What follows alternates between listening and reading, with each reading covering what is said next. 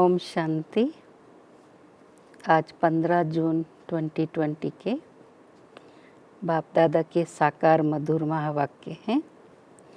मीठे बच्चे, तुम्हें स्मृति आई है कि हमने 84 जन्मों का चक्र पूरा किया। अब जाते हैं अपने घर शांति धाम। घर जाने में बाकी थोड़ा समय है। प्रश्न है, जिन बच्चों को घर चलने की स्मृति रहती है उनकी निशानी क्या होगी? उत्तर है, वो इस पुरानी दुनिया को देखते हुए भी नहीं देखेंगे। उन्हें बेहद का वैराग्य होगा। धंधे धोरी में रहते भी हल्के रहेंगे। इधर उधर झरमुई झंगमुई की बातों में अपना समय बर्बाद नहीं करेंगे। अपने को इस दुनिया में मेहमान समझेंगे। ओम शांति। सिर्फ तुम संगम युगी ब्राह्मण बच्चे ही जानते हो कि हम थोड़े समय के लिए इस पुरानी दुनिया के मेहमान हैं। तुम्हारा सच्चा घर है शांति धाम। उनको ही मनुष्य बहुत याद करते हैं। मन को शांति मिले, परंतु मन क्या है, शांति क्या है, हमको मिलेगी कहाँ से, कुछ भी समझते नहीं हैं। तुम जानते हो अभी अपने घर जाने के लिए बाकी थोड़ा समय है। सारी दुनिया के मनुष्य मात्र नंबर वहाँ जाएंगे। वो है शांति धाम और ये है दुख धाम। ये याद करना तो सहज है ना। कोई भी बूढ़े हो या जवान हो, ये तो याद कर सकते हो ना। इनमें सारे सृष्टि का ज्ञान आ जाता है। सारी डिटेल बुद्धि में आ जाती है। अभी तुम संगम युग पर बैठे हो। ये बुद्धि में रहता है कि हम जा रहे हैं शांति धाम। ड्रामा प्लान अनुसार ये बुद्धि में रहने से तुमको खुशी होगी, स्मृति रहेगी। हमको अपने 84 जन्मों की स्मृति आई है। वो भक्ति मार्ग अलग है, ये ज्ञान मार्ग की बातें हैं। बाप समझा रहे, मीठे बच्चों, अब अपना घर याद आता है। कितना सुनते रहते हो, इतनी ढेर बातें सुनते हो। एक यही है कि अभी हम शांति धाम जाएंगे, फिर सुख धाम में आएंगे। बाप आया ही है पावन दुनिया में ले जाने के लिए। सुख धाम में भी आत्माएं सुख और शांति में रहती हैं। शांति धाम में सिर्फ शांति है। यहाँ तो बहुत हंगामा है ना। यहाँ मधुबन से तुम जाएंगे अपने घर तो बुद्धि झरमुई झंगमुई अपने धंधे आदि तरफ चली जाएगी। यहाँ तो वो झंझट ही नहीं रहता। तुम जानते हो हम आत्माएं है ही शांति धाम के निवासी। यहाँ हम पार्टधारी बने हैं और कोई को ये पता ही नहीं है कि हम पार्टधारी कैसे हैं। तुम बच्चों को ही बाप आकर पढ़ाते, कोटों में कोई ही पढ़ते हैं। सब तो नहीं पढ़ेंगे। तुम अभी कितने समझदार बनते हो। पहले बेसमझ थे, अभी तो देखो लड़ाई झगड़ा आदि कितना है। इनको क्या कहेंगे? हम आपस में भाई भाई हैं वो भूल गए। भाई भाई कभी खून करते हैं क्या? हाँ, खून करते भी हैं तो सिर्फ मिल्कियत के लिए। अभी तुम जानते हो हम सब एक बाप के बच्चे भाई भाई हैं। तुम प्रैक्टिकल में समझते हो हम आत्माओं को बाबा आकर पढ़ाते हैं। 5000 वर्ष पहले मौफिक हमको पढ़ाते हैं क्योंकि वो ज्ञान का सागर है। इस पढ़ाई को और कोई नहीं जानते, ये भी तुम बच्चे जानते हो। बाप ही स्वर्ग का रचयिता है। सृष्टि को रचने वाला नहीं कहेंगे, सृष्टि तो अनादि है ही। स्वर्ग को रचने वाला कहेंगे। वहाँ और कोई खंड नहीं था, यहाँ तो बहुत खंड हैं। कोई समय था जबकि एक ही धर्म था, एक ही खंड था, पीछे फिर वैरायटी धर्म आए हैं। अभी बुद्धि में बैठता है वैरायटी धर्म कैसे आते हैं। पहला आदि सनातन देवी देवता धर्म है। सनातन धर्म भी यहाँ ही कहते हैं, परंतु अर्थ तो कुछ भी समझते नहीं हैं। तुम सब आदि सनातन देवी देवता धर्म के हो, सिर्फ पतित बन गए हो। सतो प्रधान से सतो रजो तमो होते गए। तुम समझते हो आदि सनातन देवी देवता धर्म के हैं। हम बहुत पवित्र थे, अभी पतित बने हैं। तुमने बाप से वर्षा लिया था पवित्र दुनिया के मालिक बनने का। समझते हो ना, हम पहले पवित्र गृहस्थ धर्म के थे। अभी ड्रामा के प्लान अनुसार रावण राज्य में हम पतित प्रवृत्ति मार्ग के बन गए।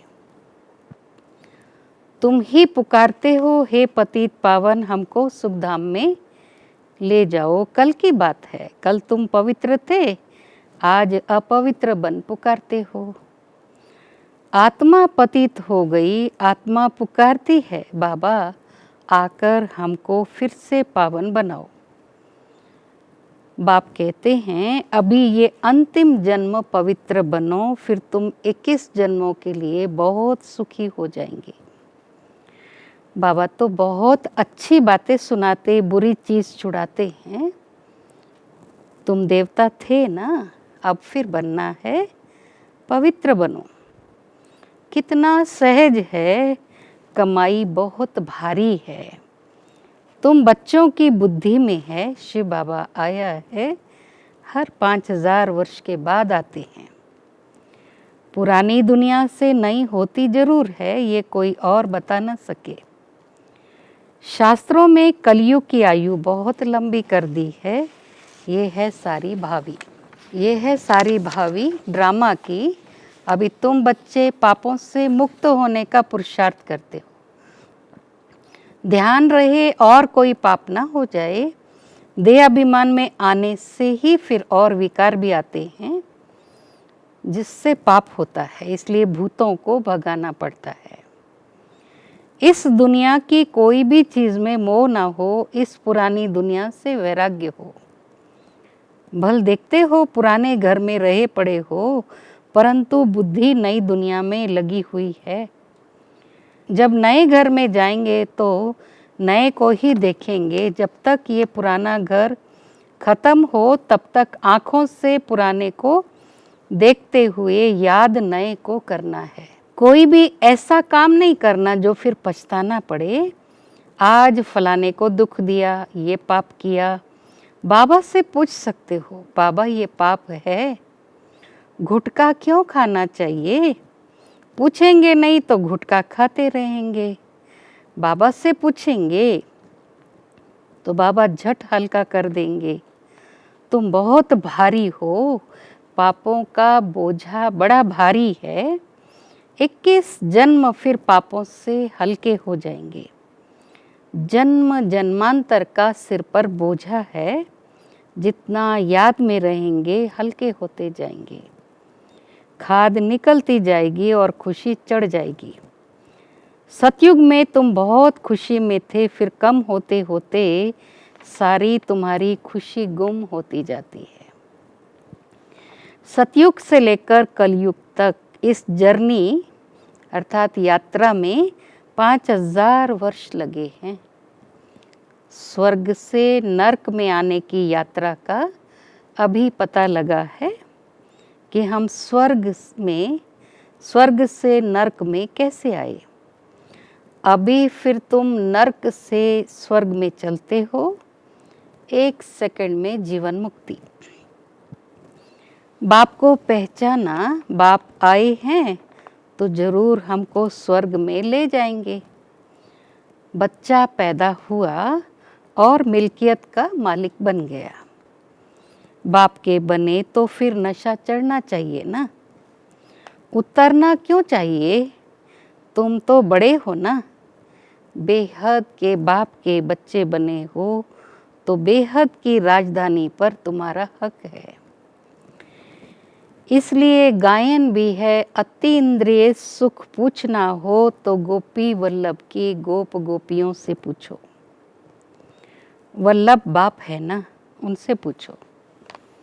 नंबरवार पुरुषार्थ अनुसार ही खुशी का पारा चढ़ेगा। कोई तो झट आप समान बना देंगे, बच्चों का काम ही ये है, सब कुछ भुलाए अपनी राजधानी को याद दिलाना।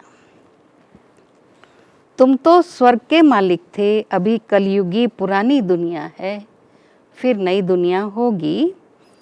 अभी तुम बच्चों की बुद्धि में है, हर 5000 वर्ष के बाद बाप भारत में ही आते हैं।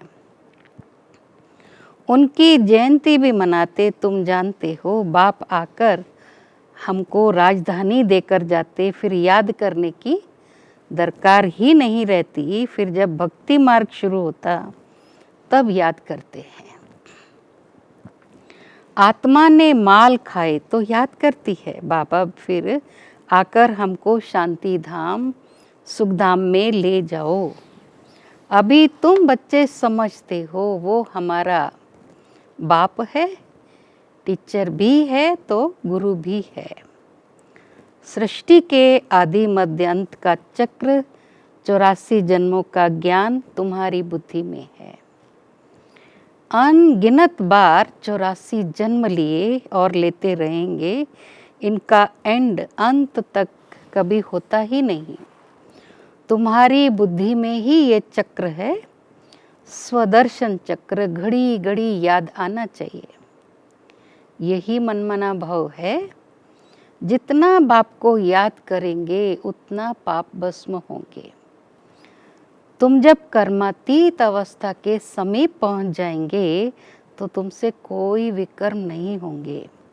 अभी थोड़े थोड़े विकर्म हो जाते, संपूर्ण कर्मातीत अवस्था अभी थोड़ी बनी है। ये बाबा भी तुम्हारे साथ स्टूडेंट है, पढ़ाने वाला है शिव बाबा। भले इनमें प्रवेश करते हैं, ये भी स्टूडेंट है। ये है नई नई बातें। अब सिर्फ तुम बाप को और सृष्टि चक्र को याद करो। वो है भक्ति मार्ग, ये है ज्ञान मार्ग। रात दिन का फर्क है। वहाँ कितने झांझ घंटे आदि बजाते, यहाँ तो सिर्फ याद में रहना है। आत्मा तो अमर है, अकाल तख्त भी है। ऐसे भी नहीं कि अकाल मूर्त सिर्फ बाप है, तुम भी अकाल मूर्त हो। अकाल मूर्त आत्मा का ये भ्रकुटी तख्त है। जरूर भ्रकुटी में ही बैठेंगे, पेट में थोड़ा ही बैठेंगे। अभी तुम जानते हो हम अकाल मूर्त आत्मा का तख्त कहाँ है। इस भ्रकुटी के बीच में हमारा तख्त है। अमृतसर में अकाल तख्त है ना। अर्थ कुछ भी नहीं समझते, महिमा भी गाते हैं अकाल मूर्त।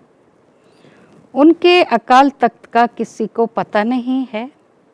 अभी तुमको मालूम पड़ा, तख्त तो यही है जिस पर बैठकर सुनाते। तो आत्मा अविनाशी है, शरीर है विनाशी।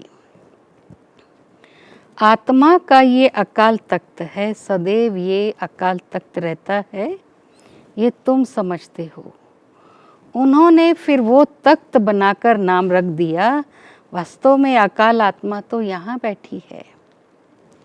तुम बच्चों की बुद्धि में अर्थ है एक ओंकार, इनका अर्थ तुम समझते। मनुष्य मंदिरों में जाकर कहते अच्युतम केशवम, अर्थ कुछ भी नहीं, ऐसे स्तुति करते रहते। अच्युतम केशवम राम नारायणम, अब राम कहाँ नारायण कहाँ। बाप कहते वो सब है भक्ति मार्ग, ज्ञान तो बड़ा सिंपल है। कोई और बात पूछने के पहले बाप और वर्षे को याद करना है। वो मेहनत कोई से होती नहीं, भूल जाते हैं।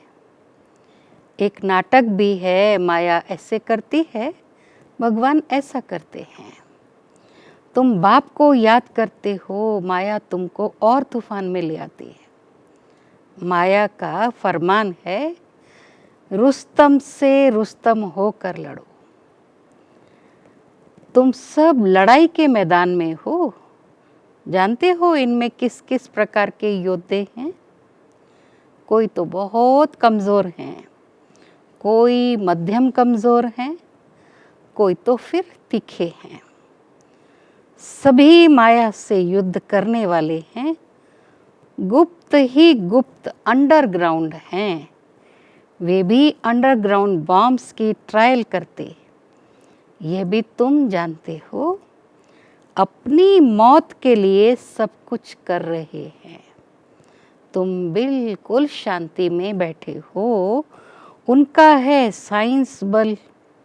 कुदरती आपदाएं भी बहुत हैं, उनमें तो कोई का वश चल न सके। अभी झूठी बरसात के लिए कोशिश करते, झूठी बरसात पड़े तो अनाज जास्ती हो। तुम बच्चे तो जानते हो, कितनी भी बरसात पड़े फिर भी नेचुरल कैलेमिटीज तो ज़रूर होनी है। मूसलाधार बरसात पड़ेगी, फिर क्या कर सकेंगे। इनको कहा जाता है नेचुरल कैलेमिटीज। सतयुग में ये होती नहीं, यहाँ होती है, जो फिर विनाश में मदद करती हैं। तुम्हारी बुद्धि में है, हम जब सतयुग में होंगे तो जमुना के कंठे पर सोने के महल होंगे। हम बहुत थोड़े वहाँ के रहने वाले होंगे। कल्प कल्प ऐसे होता रहता है। पहले थोड़े होते हैं, फिर झाड़ बढ़ता है। वहाँ कोई भी गंदगी की चीज़ होती ही नहीं है। यहाँ तो देखो चिड़ियाँ भी गंद करती रहती हैं। वहाँ गंदगी की बात नहीं, इसको ही कहा जाता है हेवन। अभी तुम समझते हो हम ये देवता बनते हैं तो अंदर में कितनी खुशी होनी चाहिए। माया रूपी जिन से बचने के लिए बाप कहते हैं, तुम बच्चे इस रूहानी धंधे में लग जाओ, मन मना भव। बस इसमें ही जिन बन जाओ। जिन का मिसाल देते हैं ना, कहा काम दो तो बाबा भी काम देते हैं, नहीं तो माया खा जाएगी।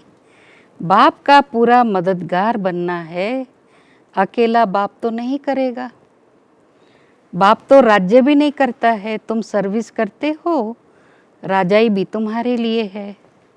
बाप कहते हैं मैं भी मगध देश में आता हूँ, माया भी मगरमच्छ है, कितने महारथियों को हप कर खा जाती है। ये सब है दुश्मन। जैसे मेंढक का दुश्मन सर्प होता है ना, तुमको मालूम है, ऐसे तुम्हारी दुश्मन है माया। अच्छा, मीठे मीठे सिकी लदे बच्चों प्रति मात पिता बाप दादा का याद प्यार और गुड मॉर्निंग। रूहानी बाप की रूहानी बच्चों को नमस्ते।